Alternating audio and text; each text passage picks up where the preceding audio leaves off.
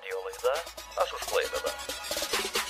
Pokalbiai su Klaipėdos Neptūno žaidėjais ir treneriais, istorijos herojais, ryškiausiamis Klaipėdos krašto asmenybėmis ir tais, kurie visada yra su Neptūnu. Sveiki Klaipėdos Neptūnos ir galiai. Su jumis radijo laida Aš už Klaipėdą ir aš Balys Šmigelskas. Šiandien girdėsite pokalbį su Uostamiesčio klubo aukštaūgiu Vytautu Šarakausku ir klaipėdiečiu Eurolygos ir Europos čempionu Aurelijumi Žukausku. Pašnekovai pasidalins mintimis apie Lietuvos krepšinio lygos aktualijas ir artėjančią bronzinę seriją tarp Vilniaus Lietuvos Ryto ir Klaipėdos Neptūno.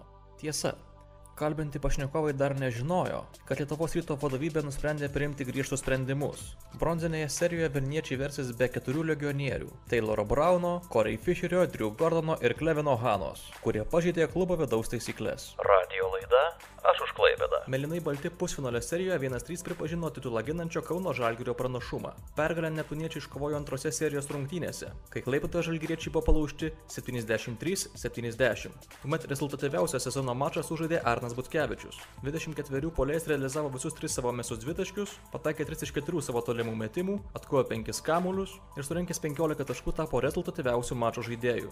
Pastarosios rungtynės klaipėdiečiams įsiminė ne tik dėl pergalės prieš Lietuvos krepšinio flagmaną. Susitikime nestigo ir įspūdingų momentų. Susirinkusių žiūrovų Švyturio arenoje į euforiją siuntė minėtojo Arno Butkevičiaus dėjimas viena ranka, Arvydo Šikšniaus blokas Edgarui Olanovui ir iš karto po to sekęs Chriso Loftono tritaškis kone nuo aikštės centro. Šie ir kiti epizodai puikiai tiktų vaizdiniai sezono iliustracijai. Tačiau dabar Neptūnas gyvena vieninteliu tikslu – iškovoti LKL bronzos medalius ir vasarą pasitikti pakilios nuotaikos. Reguliariajame sezone Lietuvos Rytas ir Neptūnas pasidalijo po 2 pergalės. Komanda šventė pergalės tik savo arenose, o paskutinysis mačas sostinėje, kuris buvo pralaimėtas 20 taškų skirtumų, Dainiaus Adomaičio auklėtiniams turėtų pridėti tik dar daugiau motyvacijos. Vilniečių treneris Rimas Kurtinaitis po pralaimėjimo LKL pusfinalio serijoje Panevėžio Lietkabeliui neslėpė, kad jo komanda susidūrė su įvairiomis problemomis, o kai kurie žaidėjai yra tiesiog nevaldomi. Lietuvos Rytas LKL finale nežais antrus metus iš eilės. Maža to, pralaimėtos bronzinės serijos atveju rytiečiai liktų apskritai be jokio LKL medalio, ko šio klubo istorijoje dar nėra buvę. Nemažiau motyvacijos nugalėti turės ir Neptūnas, kuris Lietuvos vicečempionu yra tapęs 2 kartus, o bronzos medaliais pasipuošė kol kas vos kartą – 2013-aisiais. Pirmosios serijos rungtynės iki 3 pergalių įvyks pirmadienį Vilniuje. Pirmąją kalendorinės vasaros dieną, birželio 1 ketvirtadienį, serija kelsis į Klaipėdą. Tai bus 800-osios Neptūno rungtynės LKL čempionate. Bilietus į šį jubiliejinį bronzinės vertės mačą platina Bilietai LT. Ateikite ir padėkite savo mylimai komandai priartėti prie medalių. Trečiosios serijos rungtynės birželio 4 dieną sekmadienį vyks Vilniuje. Jeigu reikės 4 ir 5 serijos rungtynių, jos atitinkamai vyks birželio 7 dieną trečiadienį ir birželio 10 dieną šeštadienį. Radijo laida Aš už Klaipėdą. 35 aukštaūgiais Vytautas Šarakauskas Neptūno garbę gina nuo 2012 metų ir tiesiogiai prisidėjo prie visų skambiausių klubo pergalių. Bendraudamas su BC Neptūnas LT rengimo radijo laida Aš už Klaipėdą krepšininkas teigė, kad nežymiu favoritu prieš bronzinę seriją dėrėtų laikyti Lietuvos Ryto klubą. Pašnekovas taip pat prisiminė praėjusio sezono LKL pusfinalio seriją, kurioje neptūniečiai Vilniuje prieš Lietuvos Rytą laimėjo 2 sykius. Pasak Vytauto Šarakausko, laimėti Vilniuje Neptūnas gali ir šį sezoną. Turime rūpinti savo žaidimu ir nesižvalgyti į varžovų problemas. Turime kristi ant kiekvieno kamuolio ir kovoti. Jeigu žaisime pasiaukojančiai, turime visus šansus laimėti šią seriją, kalbėjo Vytautas Šarakauskas. Tai visų pirma būtų klausimas toks, kokios komandoje nuotaikos ir ar spėjote šiek tiek jau pailsėti po serijos su Žalgiriu ir ar jau pradėti ruoštis serijai su Lietuvos Rytu dėl bronzos? Dabar kaip tik gavom laisvą dieną po pusfinalio rungtynių. Nuotaikos, kovingos nuotaikos. Sieksim parodyti geresnį žaidimą, kad iškovot medalius. Na taip. Kiek reikšmingos bus pirmosios rungtynės Vilniuje būtent? Tai labai reikšminga. Tai kiekviena pergalė reikšminga, ar pradžioj, ar pabaigoj. Žaidžiame iki 3 pergalių, neturime aikštės pranašumo ir žūtbūt mes turim iškovot pergalę Vilniuje. Kuo anksčiau tai padarysim, tuo bus geriau. Bet tas tikrai nei kiek negazina, kad šiemet nelaimėjom, taip atsitiko. Galim prisiminti ir pernai seriją su to pačiu Lietuvos Ryto Vilniuje, kur laimėjom pusfinalyje 2 kartus. Tai nematau priežasčių, kodėl negalėtumėm to padaryti ir šiemet. Tiesiog reikia atrasti savo žaidimą, kautis ir viskas įmanoma. Kokie yra Neptūno pliusai ir kaip jais reiktų pasinaudoti? Kokie pliusai? nepasakyčiau, kad mes ten kažko mesam pranašesni, tiesiog reikia eiti, kautis, žaisti ir viskas. Nu, Lietuvos Rytas nėra ta komanda, prieš kurią Neptūnas kažkokius tai turi savo pranašumus, sakykim taip. Gal netgi sakyčiau, kad favoritas yra šitoj serijai Lietuvos Rytas, bet tai tas nieko nereiškia. Sakyčiau, vis tiek esam daugmaž apylygės komandos ir kova tik tai parodys, kur yra kieno pliusai, kur yra kieno minusai. Na, ko galima pasimokyti iš to pačio Lietkabelio, kuris Lietuvos Rytą sugebėjo įveikti šioje serijoje pusfinalio. Ir ar jums tai buvo gana keista, ar viskas gana taip ir būti turėjo pagal jūs? Nepasakyčiau, kad labai nustebino Lietkabelio pergalė. Tiesiog jie žaidė labai protingą krepšinį, ramų, išnaudojo savo patirtį, tas lėmė jam pergalę. Tai kažko neprisimokysi, reikia, kaip dar kartą pasikartosiu, reikia stengtis, kautis, griūti dėl kiekvieno kamulio ir manau, kad turim visus šansus įveikti Lietuvos Rytą. Na, visai neseniai buvo toks etapas Lietuvos Ryto, kai jis atrodė yra ant bangos. Tačiau dabar atrodo Lietuvos Rytas vėlgi sėdės tam tikrą duobę ir galbūt taip pat tuo reiktų Neptūnui kažkaip pasinaudoti, ar ne? Be abejo, kad reiktų pasinaudoti, bet žinot, tos duobės pakilimai seka kiekvieno komanda, kiekvienam sezone, tai žinot, šiandien duobė, rytoj gali būti jau kiltų iš tos duobės. Tai per daug negalvojame apie tai, kas yra duobė, kas neduobė, tiesiog turim padaryti viską, ką mes galim geriausiai ir nežiūrėti, kas ten kokioj formoje ar neformoje. Na, Neptūnas Lietuvos vicečempionu yra tapęs 2 kartus. Tuo metu bronzą pavyko iškovoti kol kas tik kartą, tai motyvacijos tikrai šioje serijoje taip pat bus daug, ar ne? Be jokios abejonės. Visa Klaipėda laukia tų medalių, kaip ir žaidėjai, kaip ir klubo vadovybė. Kas gali labiau motyvuoti negu medalis Lietuvos krepšinio lygoje? Nu, be abejo, eisim, kausimės, griūsim. Nenorim baigti sezono pralaimėjimu. Na, jeigu pralaimėjimų sezoną baigs Lietuvos Rytas, tai reikš, kad šis klubas pirmą kartą per savo istoriją neiškovojo jokio LKL medalio. Kaip tai būtų galima vertinti, jeigu tai įvyktų? Nu, tiesą sakant, nežinau, neskaičiuoju aš Lietuvos Ryto titulų klubų, kokias jie vietas užima. Man svarbu mano komanda ir žiūrim savo tikslų, o ne taip, kaip sužlugdys kažkieno tikslus. Na, esate gimęs Vilniuje, tačiau šaknis įleidote Klaipėdoje. Ar dar domitės atidžiau šio miesto komandą, ar jinai jums kelia kažkokius tai sentimentus, kaip būtent jūsų gimtojo miesto komanda? Klubui tai tikrai nėra jokių jausmų, nei aš ten žaidęs, nei aš ten buvęs. Su Klaipėdos Neptūno narys ir man rūpi tik tai šitą komandą, o domiausi tiek, kiek ir visom komandom. Stebiu rezultatus, kas kaip žaidė, kas kaip kovojo, bet kažkokio tai meilės simpatijos Lietuvos Rytui nejaučiu. Supratau.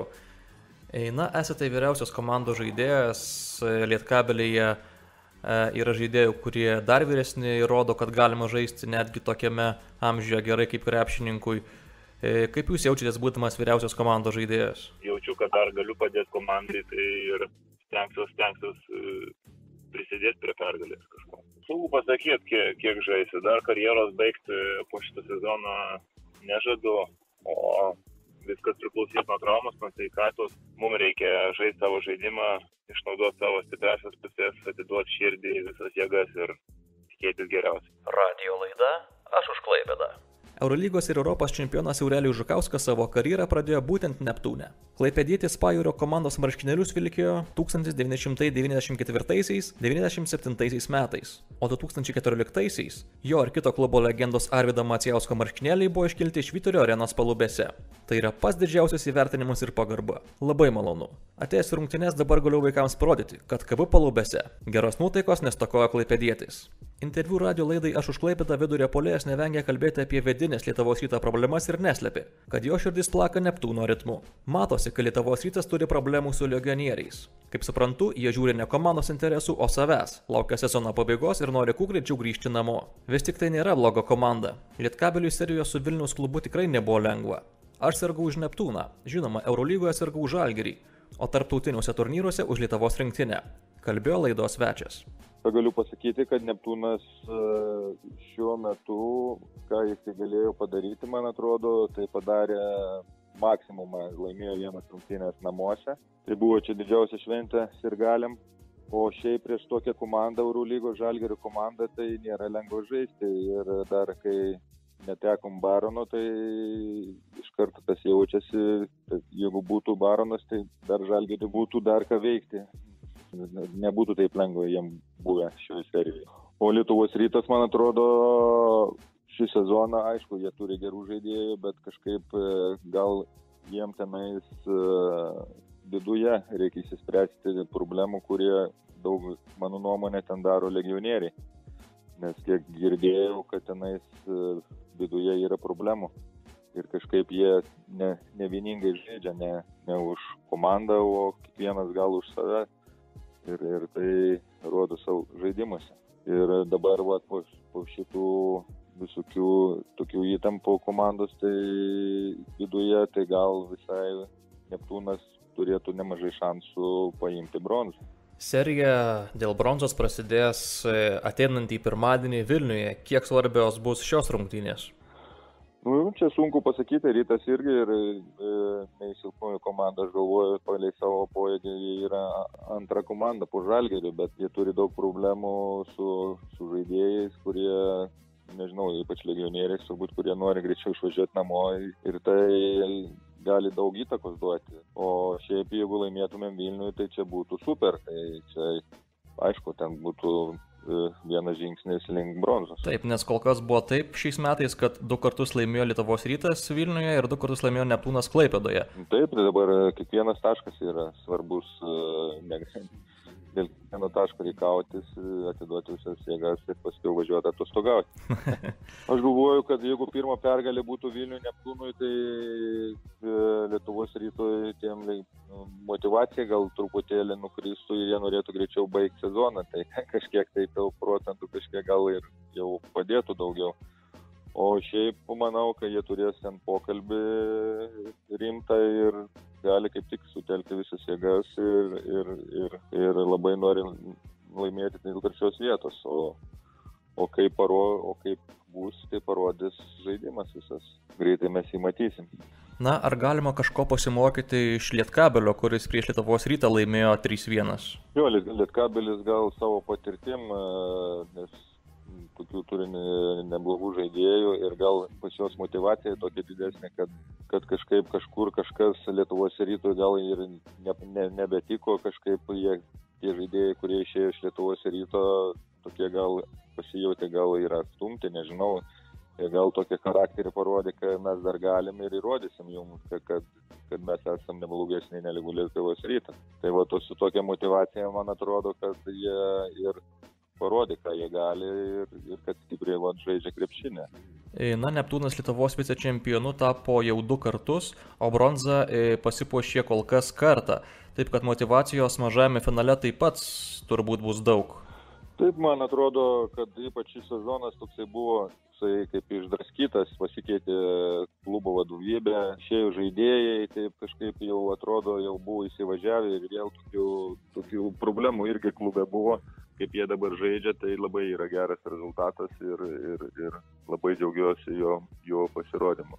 3 vietą laimėti, tai čia būtų sezono uždavinys, kuris būtų įvykdytas, nes tikrai palei pajėgumą, tai labai daug pajėgių komandų buvo šį sezoną ir jeigu jie 3 vietą laimėtų, tai čia būtų maksimum, ką jie galėjo įspausti šį sezoną. Na, jums teko žaisti tiek Klaipėdos Neptūne, kur pradėjote savo karjerą, vėliau buvo ir Kauno Žalgiris, ir Vilniaus Lietuvos Rytas. Kuri iš šių komandų yra arčiausiai širdies? Nu, aš kadangi klaipėdietis gyvenu Klaipėdoje, tai aš sergu už Neptūną. Puiku. O jeigu Eurolygoje žaidžia tenais Žalgiris, tai kažką tai už Žalgirį. O jeigu Lietuva, tai už Lietuvą. Tai va, tokie takeliai. Na, koks jausmas žinoti, kad jūsų marškinėliai yra iškelti į Klaipėdos arenos palubės? Nu, čia jau yra maksimumus mano vertinimas Neptūno dėka, tai labai džiaugiuosi tokiu vertinimu ir galiu parodyti vaikam, kad ten kabu. kokie yra fanai Neptūno, kokią jie kuria tą bendrą atmosferą? Fanai yra nuostabus, tik galėtų būti truputį daugiau, kad būtų daugiau triukšmo. Bet dabar žmonės irgi eina su mielo noru į varžybas, nes rodo gerą krepšinį, turim gerą areną, daug vietų ir, man atrodo, irgi tenais ir galiai yra 6 žaidėjas Neptūno. Be abejo. Na, praėjusią kartą, kai bandėme su jumis susisiekti, jūs buvote atviroje jūroje, žvejojate ar ne, tai turbūt ši veikla yra viena iš tų laisvalaikio formų dabar. Taip, kad būtų jūrai daugiau žuvies, tai plaukčiau daugiau žvejoti. O šiaip sportuoju, aš lauko tenisą daug sportuoju ir šiaip krepšinį dabar gal mažiau, ten turėjau tokią traumą. Tai mėgėjų lygoj čia žaidžiau kiekvieną 3-4 metus, tai dabar daugiau lauko tenisą, kontaktų mažiau yra. Na taip. Na ir klausimas galbūt paskutinis jūsų palinkėjimas visiems Neptūno fanams ir patiems Neptūno žaidėjams. Norėčiau palinkėti tikrai, kad laimėtų 3 vietą ir jeigu vieną pralošimas 2, kad nenuleistų rankų ir kad su gera emocija ir nuotaika baigtų sezoną. Tai toks linkėjimas mano. Radio laida Aš už Klaipėdą. Šiam kartui tiek. Iki pasimatymo Švyturio arenoje. Sekite Neptūną ir socialiniuose tinkluose. Facebook, Instagram ir YouTube. Istoriją kuriame kartu. Radio laida Aš už Klaipėdą. Pokalbiai su Klaipėdos Neptūno žaidėjais ir treneriais. Istorijos herojais. Ryškiausiamis Klaipėdos krašto asmenybėmis. Ir tais, kurie visada yra su Neptūnu.